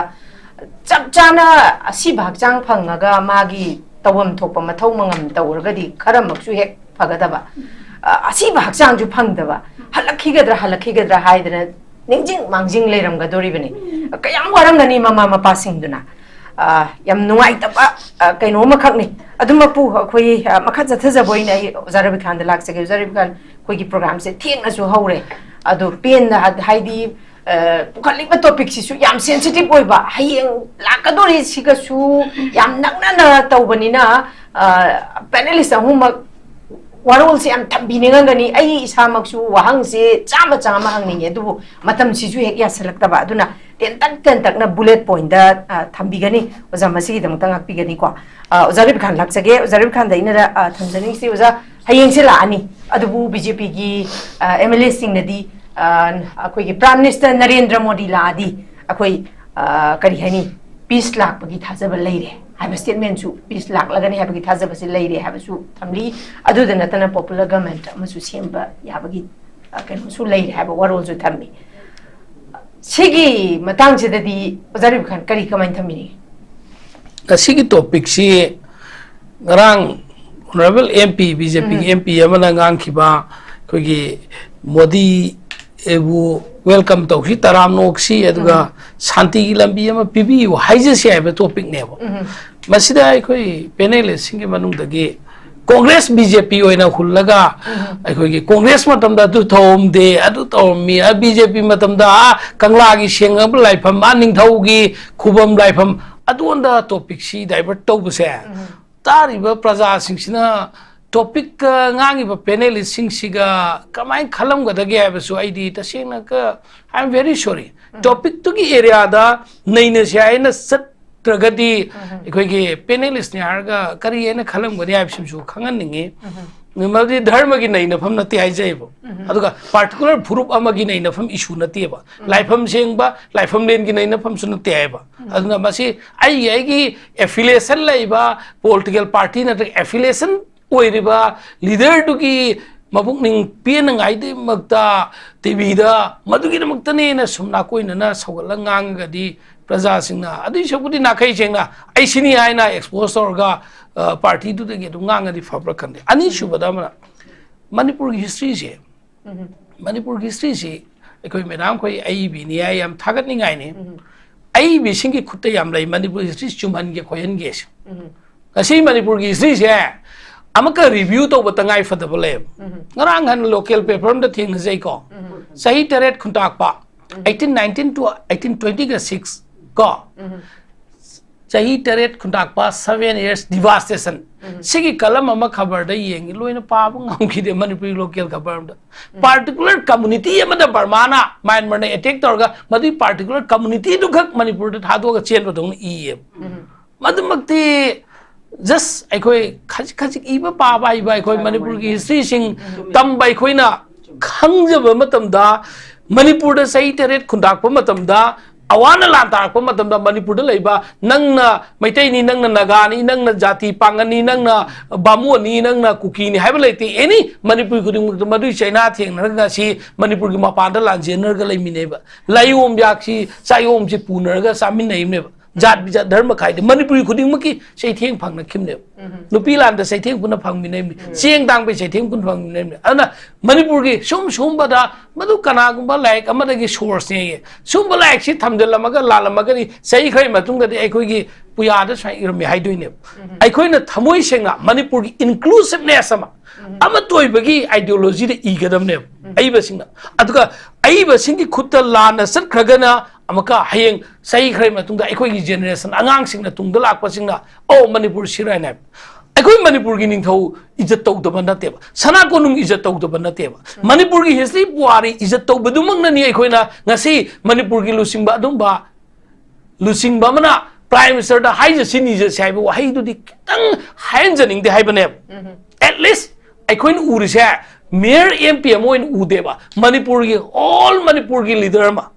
Manipur inning थाव अमोइन उयेबा निंगथाव हाइबदुनेबा MP अमा हारगदी पित्रू पिथोखरेबा माने elected MP दे India MP जे क्या ले सा क्या ले अपुन क्या ले सिदा नते बको नो मणिपुर की इखोई की निंगथाव अमा अदुगे थाकते गोइना थांगत निंगजबनी हाइबनीदा मागी तो होय मागी कॉन्सेप्ट मान कमा हाइना that is up to him अखोई हम क्रिटिसाइज तौरोय से हौजु लाइ पोसे नरेंद्र मोदी लाकपदा फयमहाय फतेमहाय आदु तौय भोट कनाद पी नो असी भोट की एमपी इलेक्शन का करी मरी लेने गेबो नदे बीजेपी ना अमका कांग्रेस नोइना भोट फंगरे आदु तौखरे एमपी नि फंगरे नो अदु अंद सत्पगी महूता नरेंद्र मोदी लाइबसिदा फरे थेंगलबस थेंग लाइसी फरे मणिपुर की मियामना पामिबा मणिपुर की मियाम की याई फगदबा मणिपुर मियाम की तुंगी फ्यूचर येंगा चाहोंगा होंबा स्टेट अमो हेनंगाई की मणिपुर मियाम की यूथ सिंगी फ्यूचर की मणिपुर की नुपी अंगांग सिंगी मणिपुर की लांजेन दु लैब मी सिंगी मसिगी दमक्ता मरम साबा पैकेज सेंबियो कंपनी लिंखत्पियो इंफ्रास्ट्रक्चर सेंबियो अदुगा मखोई की रिहेबिलिटेशन की दमक्ता तौबा याबा मओंग दु तौबियु ओइना थम सियाइबनेबा अदुगी मथक्ता ngasimak इखोगी नुपी कया न सलगा कंगला तोंबीदा नत्रगना कांगपोकपी लाइन से चटप याब्रा हाईवे द ब्लॉकेड नेशनल हाईवे थिंग बलेते फ्री मूवमेंट लई असे बफर थम अदु हारगा इदा गवर्नमेंट नसु हांगदो आर्मी चटप येंगबदा यादे न सगी ऑर्डर लेते ना चटप याबो ऑर्डर लेते ना आर्मी न थिंग लेरे मसी फजना चटप यानबियो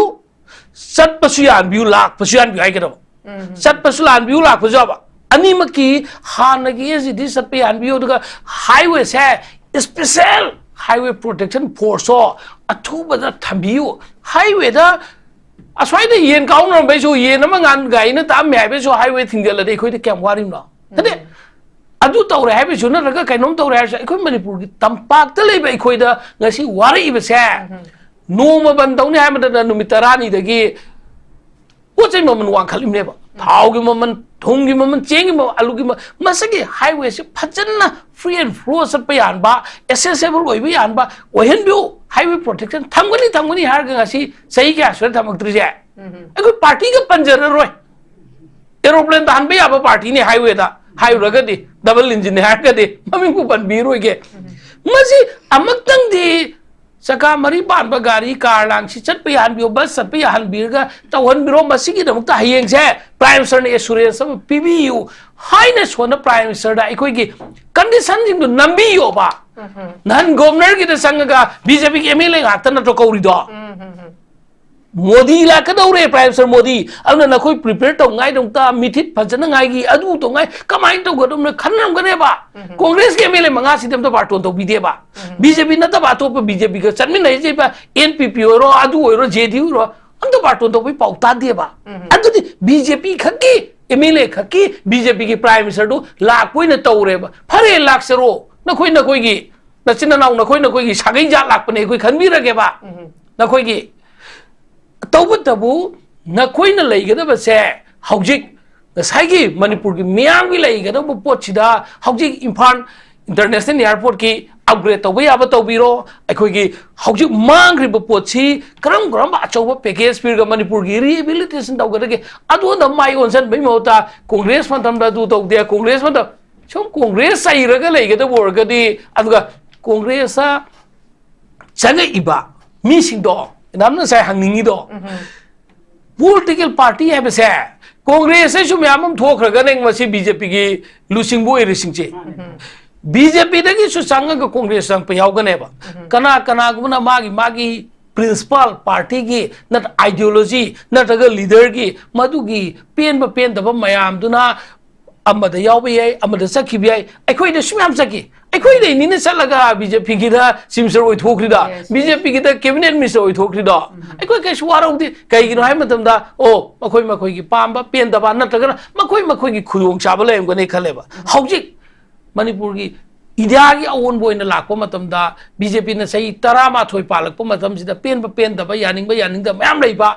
इंडिया मणिपुर सही 13 पालकपसि मदुदगी ओलकपदो अखोइना कांग्रेस ना लौसलोय नंगदी नहन बीजेपी दा लेखरमनि नन एनपीपी लेखरमनि हाइबदी डेमोक्रेसी दम यादे पॉलिटिकल पार्टी की रजिस्ट्रेशन रूल्स एंड रेगुलेशन दा कनागुम मियमना पार्टी यमदा संजर के हमदम थिंग वाइबा कॉन्स्टिट्यूशन दा आर दा लेते को अदुना अखोइना मदु डिनाइ तौ यारोबा कना खंगने कांग्रेस मांगे लेम्बा मिसिंगदु बुम्मे पल्ले मखोइदी करप्शन चार्ज अदुदा हाइदु बीजेपी वाशिंग मशीन सात छुदुअगा ईडी चंगन की दे एनआईए चंगन की दे सीबीआई चंगन की दे वाशिंग मशीन बीजेपी सुदो खिदना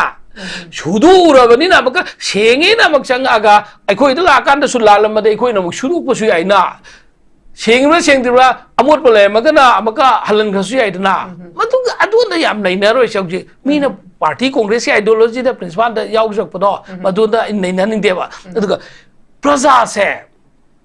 अखोइ मुन खनगदब से अखोइ पार्टी यावमेना अखोइसु प्रजानेबा अखोइना प्रजादा सुम ताइनबसे ngसाइगी आई सादा ताइनसे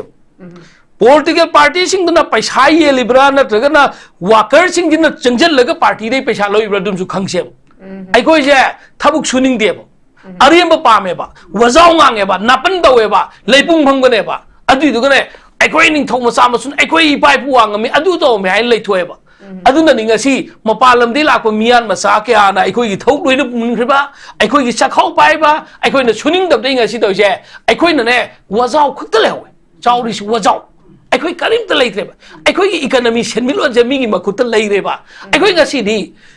निंग तमना मिखापुन बलेबा म ओइरबने अखोइ निंग तमना मिखापुन स्टेट अबा कैगिनो मतमदा अखोइ गी वर्क कल्चर द लेतबा अखोइ गी नापन दि हेंडोकिबा पॉलिटिकल पार्टी सिंगना X Y Z any party ओसुनो ममिंग पलरोइगे मोइगी लीडर लाएना लालो थोगो लाकांदा पैसा पिगे कन याय दु कनानो अखोइ प्रजा सिंग नत्रा प्रजा सि कनानो आई नत्रा आई हाना थमोइ सेंगदम नत्रा आई जे पैसा रेंबा पामे नत्रा हमजु जेंगो पैसा येले चले भोट तवी अखोइ प्रजा सिंगना पैसा पाइबा ड्रग लालोन बे केस त चेनबा मी नत्रगना ठिका धर सोरो कोइला साबदि हुरानबा दाम साबद कायरबा अदुम मिसिंग नत्रगना डिपार्टमेंट दे अचो अचो ऑफिसर सिंग ओइमबा आईएएस ओइमे चीफ मिनिस्टर ओइमे अदु ओइमे हारगा पैसा ताप तान पाइमबा मिसिंगना बोले बदे कोइ सेंजन जेंजन लगने लिसिंग मंगा बिउ तरा बिउ ओइना अखोइ ममन जे योन थोएबा अखोइ प्रजा से अखोइ प्रजा योन थोपन नै लोइसन जगे अखोइ प्रजा सिंजना इसागी राइट छि योन थोपनिना अखोइ प्रजा अखोइ सु भाप तामिनसे आई एगी वोट से योन थोगा आई एगी योलुबन ngasi लीडर सिंगना अखोइ बु मिनाय ओइना सिनपनि खलगा अखोइ ngasi दगी दे वोट सु योलरोइ से मीना डिक्टेटरशिप चलसी अखोई प्रिंसिपल चुम्न चलसी नरेंद्र मोदी प्राइम मिनिस्टर लाने बीजेपी की लुसिंगने तराम वोकदोरबनीना मणिपुर की चौखटनाई फजन लौब याबसिंग प्राइम मिनिस्टर कमिटमेंट लौबियो मणिपुर तंगदू लेतानाई वाफम थंबीरम लेंसनजगे okay thank you very much I मखा चथजबोइन ओजा तोमसाद लाक्सगे ओजा तमसा अदुम खिदंग तेंतकना थंबियो ओजा अखोगी लाकदोरिसी करोड़ निपान लिसिंग निपान का चौंगागी कोई प्रोजेक्ट से अनवील तौगदोरिबने मसिदा चुराचांदपुर की ओइना लिसिंग तरेट का चहुंगा निफुगा मरीनी यावरिसे पैकेज से अखोगी सोमदा अखोगी तमगी हाई तारे सिदना लिसिंग अमगा चामगा यांखै तरेट खक्तने मसिदा कोई ngасai जानसु पनबिबिदा महाकना लाकपसिदा खोइना पामिसि जस्टिस नि पीस नि अदुगा लाइरिबा आईडीपी सिंगी रिहैबिलिटेशन ने अदुदा अखोगी आईडीपी सिंगी पैकेज यावरक्तबसिगी मतंग सिददी ओजातम सकरी कमेंट थमिनिगे असे आइना हाजनिंगबदे आईडीपी की दमक्तदी पैकेज आइना हुजिक्ति लेगेदो मानते मरमदि कैनोदा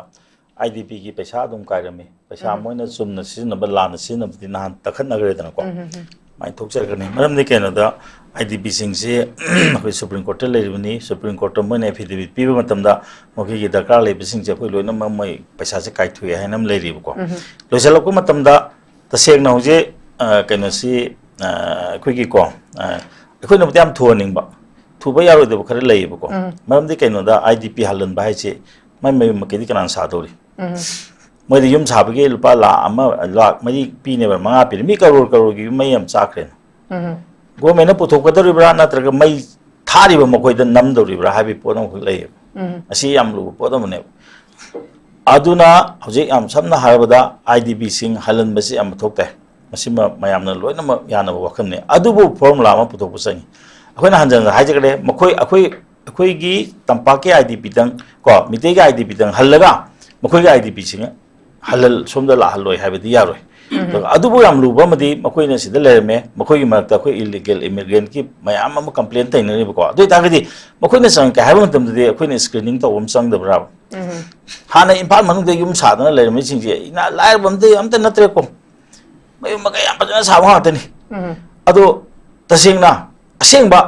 अखोइगी मणिपुर की द कुइना लेरबा मीरा मपानदी संगपा हाइबसी येंग तारगदी होजि अखोइना नाम खतगी वांगबदी यारो मसी याम लुबो पोदबनेबको अदुबो होजि लंबेन से मसी मोय मसा यावदबनिना आई वादे हाइनिंद्रेबको मसा यावदबगी दे खन्नबदे यावनिंदे लंबेन से मोयना हांगने हाइरे गोमेना हांग मनतेको अखोइ लंबेन से चललने हाइरे को अनु करे हाइरे अखोइ ngasi बok थिंगदे हाइरे मोय चेन बहौराबने मसे को मैं अखोई लंबेन थिंग हाई को अखोई कईदोंगैद लंबेन थिंग लेते है मैं हाइबको फरे से मोय ओइदो गांगमनी अदुगा हेक चेची थोलको मतुंगदगी चललो हाबे पोदम खलेरे अदन मसे अखोई ngasi हेक्ता को अखोई गे एकता युंगी को नुपी अंगांग गांगनबो दोंग नेक नोमदक लोइसनबो याबो नत्तेबा पोदम लाखिनेबा नोइनदि सुमाइना हाइरे मोइना सुमाइना हाइरे सि करिनो तौरिसे नत्रा अखोई नुपी मयाम सिदा चटके हाइ नोइ चलनदे करिगिनो आइदी चेद सनबम संगेबा फरे मोइना हांगपा नुपी मैम चतारगदी करिगुम्बा पैसेंजर बस थारी मसिदा तोंगा चटकेना तोंगानबमनी नोइना इन को मासोइना चटके हाइ तारगदी नोइ करि मरमगिनो मरमदि केनोदा हजिक्ति याम थाजनदबम लेबनिना को आइदी ngसाइगे हजे हेक्ता फनाइ सापैदिनिने अखोइ छात्रोइंगदा अखोइ स्ट्राइक चलेइनि स्ट्राइक चपो मतमदा अखोइ नुंग थादनबा याम छेनैबा मरमदि केनोदा पुलिस कांगु चांगकने हेक नुंग हेक्ता थानेबा को अदुगा अखोइगी प्रोसेसन से थुगाइनेबा अदुमाइ तौदना इंगना चथरेबा पोसिदा सोकपा याबा पनबा याबगी पोचे करिनो हाइदे अखोइसु गवर्नमेंट तौगदबा थबक्तुदा नत्रा अखोइना फलाउ चोंजनबदो मदु असुम होइब्रा आराम होइब्रा दे नांग से मोइ मैम चलगा गवर्नर द ची पिसलिबको पोतबा माइ सोइदना लाकनि दो ngasi मते हेक्ता पिउ हाइबदुदि अखोइसु सेमको कितang हिनमनगनेबा ममदि कइनो हदा सही मतम संग पोनेबा अदि अतोबमना कइनो की मतंग से अखोइगी अगस्त की तांग 10 2023 दा पार्लियामेंट दा कइनो ना को प्राइम मिनिस्टर मोदी ना मोइ प्राइम मिनिस्टर मोदी से मणिपुर की मतंग दा वांगांग दिगाइ दे माहाय को दा अहुमलते हागिबने अदुगा 10 अगस्त दा माहायबा they the country stand with you हाइना को मणिपुर की प्रजा दा लेबाक से नोइगा अखोइगा चमिनै से मणिपुर से माइना वारे खोले अदु माहागिबसि को the country stand with you हाइबसे मा हागिब केमते नते थबक तो मतम चंगे अमम धारगा मखोइगी मियंगददि को अखोइना तौबा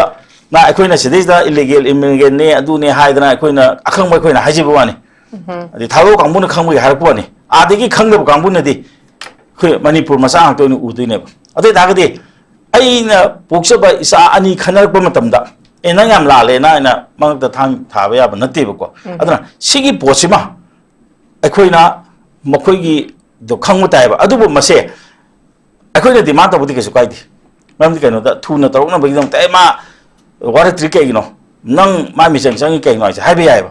adu bu masigi poche makok tai mamai ba ba loi na hai ta di kari ni mui mung si ba an laman gam da pandra ba zala ne angang na hai gido za han na hai bi po dong la ka ne ba ko aduna masigi posi lai ba ni na akhoi na yam section na sa pa matam yo ang sa hai je bu do manipur ki problem je no mo to solve do ya problem na te masa ai na hai bu do major community ahung gi demand se matam man de kamai solve do de no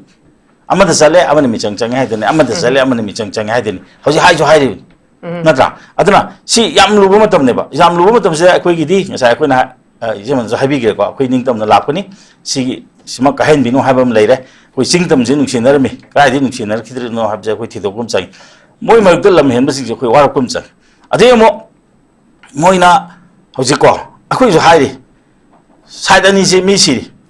mi si ba matam da akhoi na somna kan da hai ge ko moi na phum ge tor ko matam da phuman gidre kano da ko hoja kai da phum ge da moi phuman gidre no to ba puthok no puthok moi si ge mar si da khoi de hai ne si ge si da kai mo Burmese national yom ta tar ge di moi pisa pi no hai ne moi age di pisa se phanam kai ge ko adu kamai na kai ge hai bi si da ai phum dok chan indre ko tongan ba moi victim compensation ki scheme ge ma ka da pi ri ai na hang ning bu su le ba khoi ki tampak te kam pi ge gi ching de na kam pi ge gi je kanam tan hang di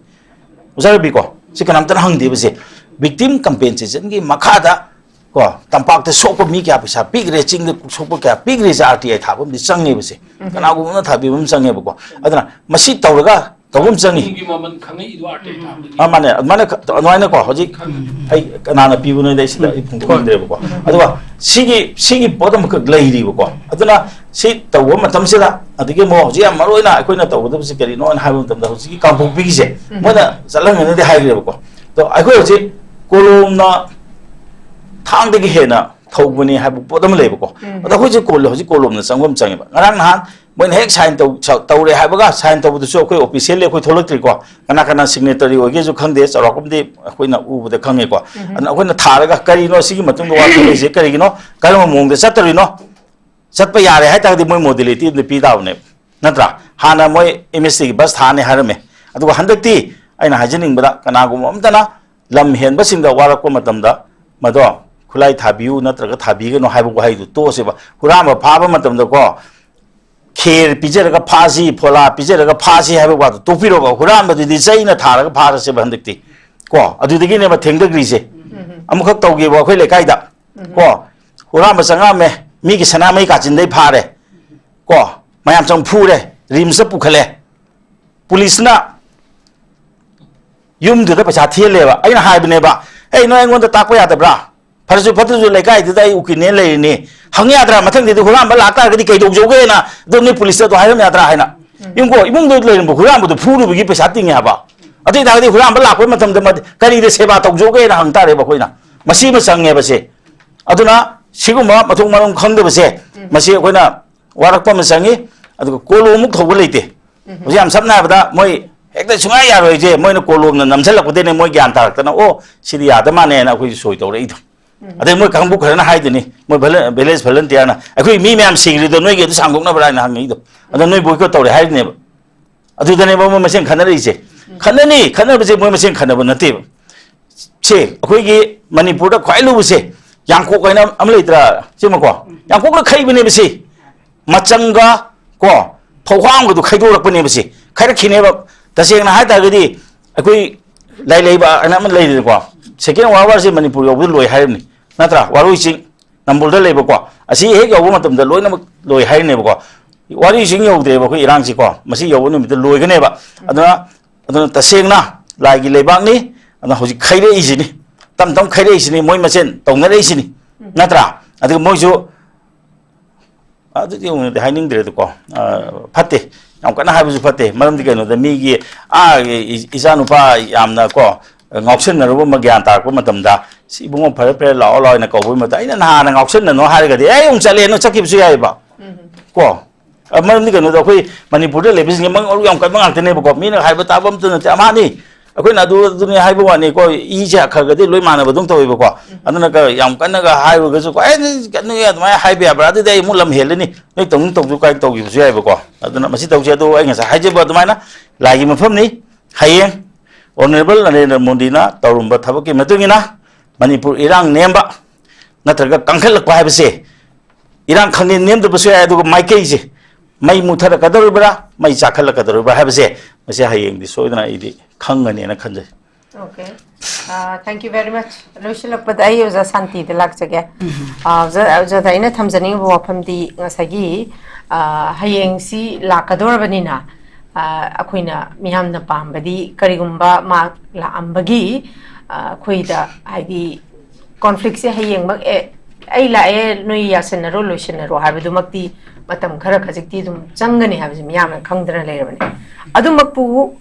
miyamna karigumba kharadi expect tawai mawanda habidi masila amakanda lairiba khoigi miyam singchida civil society organization bu oiro koidaga duga koigi ruling gi BJP gi maikai dagi lairiba manipur gi issue sida mahakna chapchana masigi chapchaba solution ama puthorak na bagi dangta road map ama chapchana pibi basineba miyamna pamise masigi damakta as a columni samoina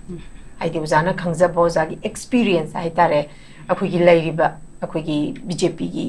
MLA sing khoi lairiba manipur gi miyoi sing amadi khoi civil society sing da matam su am tele pung si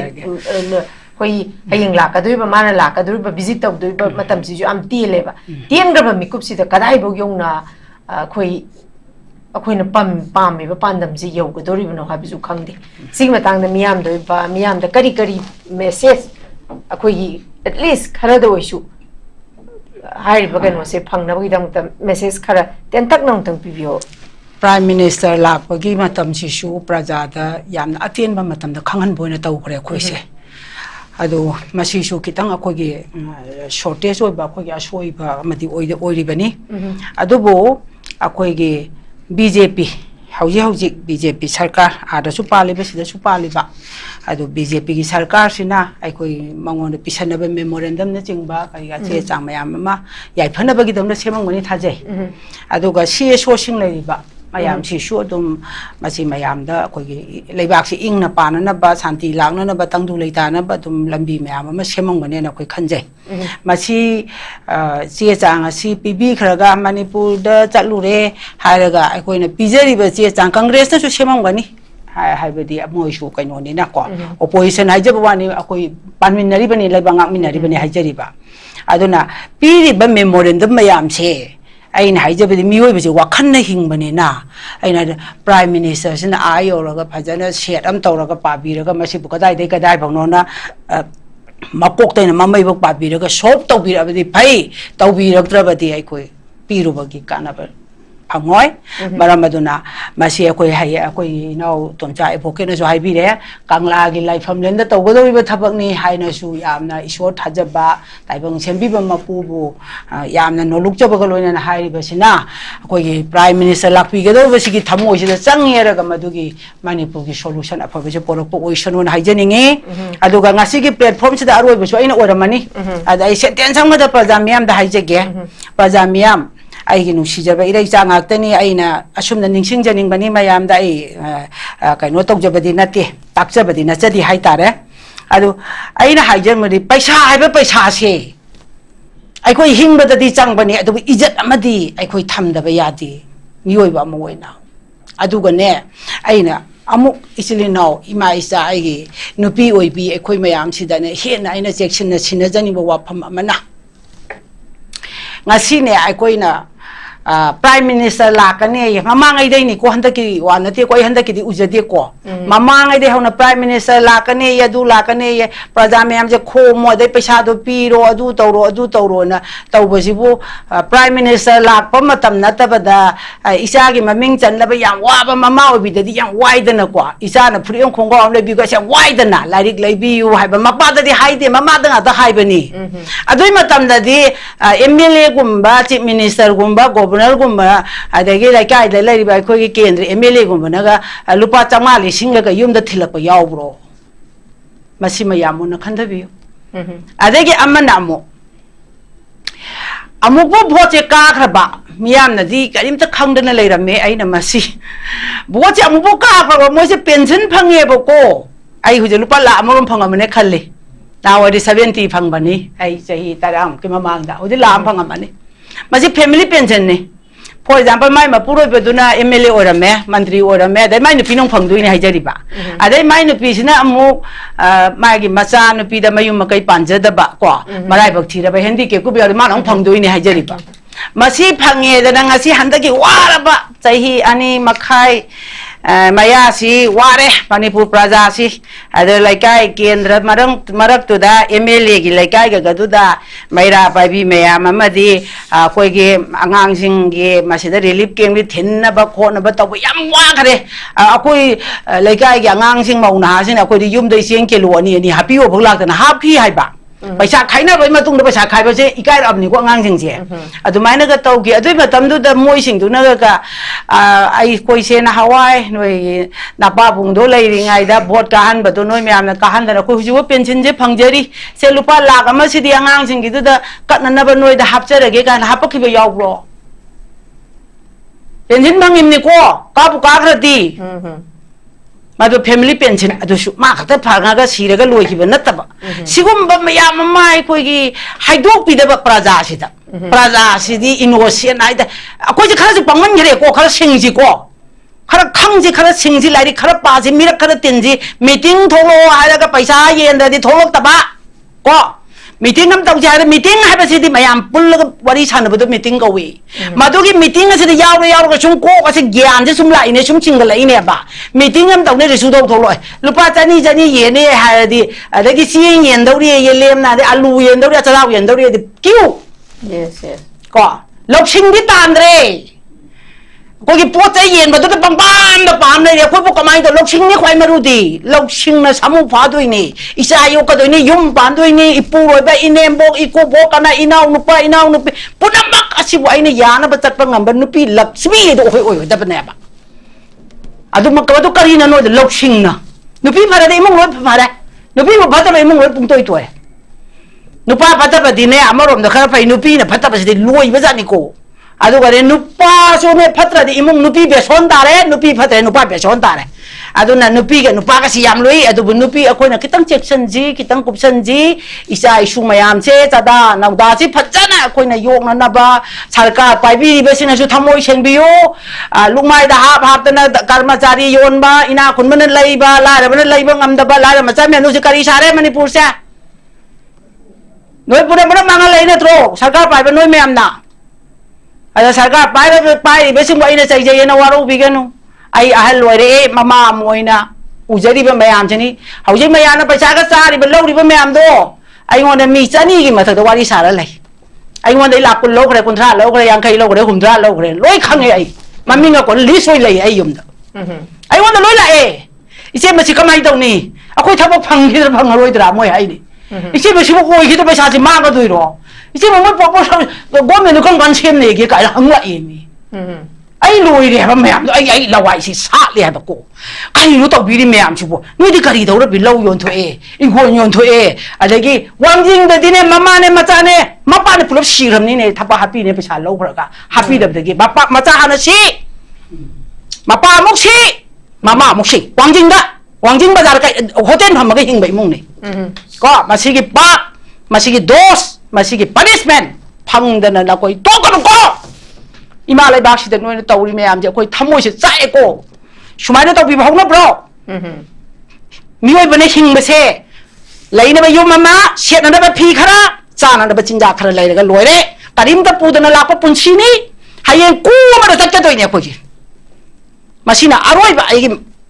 wafam ne haidon ai miyang ma pham da ai no luk chari shoi gi yor sunga piu ai pen da banina ai thamoi gi achak pa do platform sida phom dok charo Okay.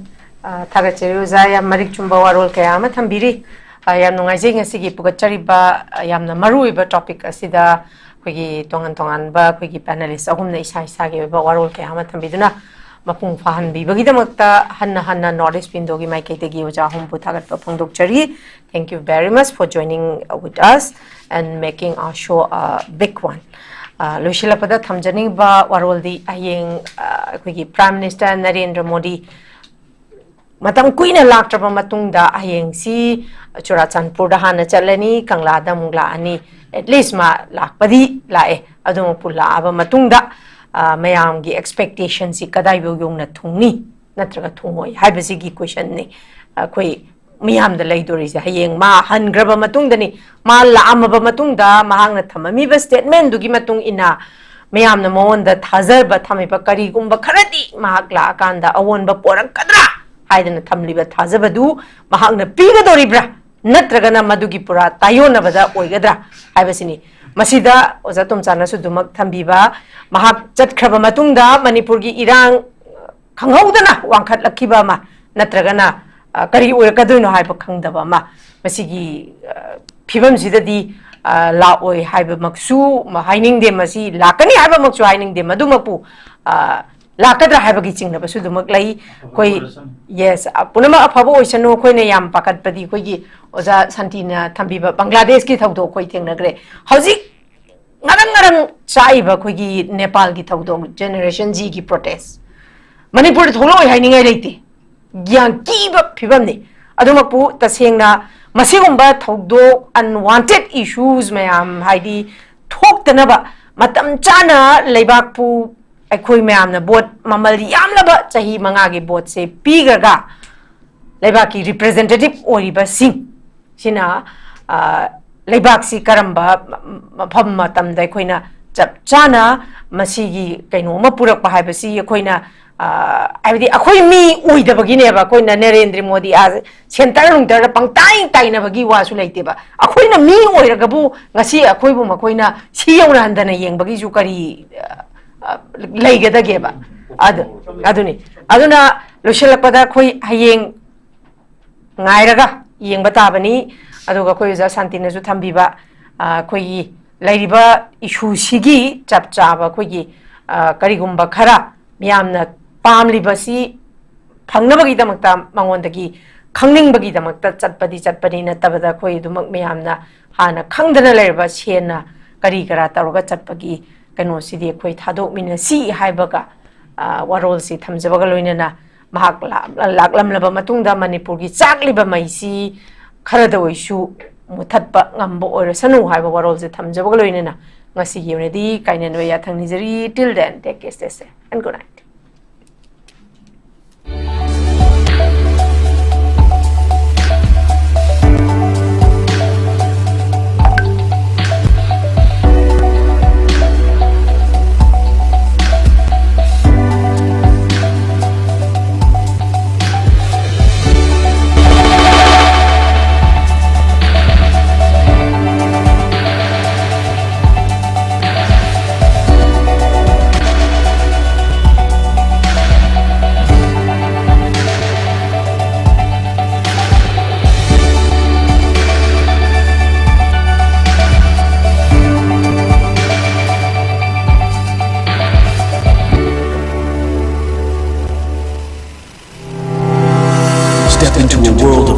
Possibilities with 18 dynamic faculties and 180 plus courses. Unlock your potential with industrial ready training and placements. SGT University, empowering tomorrow's leaders. हक्चांग फन थंगे हायरबदी इरमद मसिमक्तदा लैबा ख्वाइदगी फरब hospital सिंगी मनुंगदा अमा ओइबा बबिना हॉस्पिटल लेजरी मफम असिदा थाजब यारबा अमदी सेल यामना चंगना स्पेशलिटी कुनहेनबदा अना लायेंगबगी खुदोंचाबा पिजरी पेडियाट्रिक्स कार्डियोलॉजी कॉस्मेटिक सर्जरी अमदी स्पेशलिटी मकल मखा कयादा अखोइगी स्पेशलिस्ट सिंगना मरिक चुमना थवाई हक्चांग यावना लायेंगजरी अदुना स्टेट वांगदा मोक करीगी चटलुगनी अखोइगी मणिपुरदसु होगिक्ति अवांग मथाकी हेल्थ केयर फंगलबदा मतम मांगन बिरगनु सेल हेन तिंगन बिरगनु अखोइगी स्पेशलिस्ट सिंगगी मालेंगी अफब थाकी लायेंग पता पियुंपम ओइबा सर्विस लोबियु बबिना hospital where hope meets compassion अकुप मरोल गिदमक बबिना हॉस्पिटल सजीवा जेल रोड खाबई सोई इंफाल ईस्ट लेंसिन बिरगु नत्रगा अखोइगी फोन नंबर 6909390666 ता कॉल तौबिरगु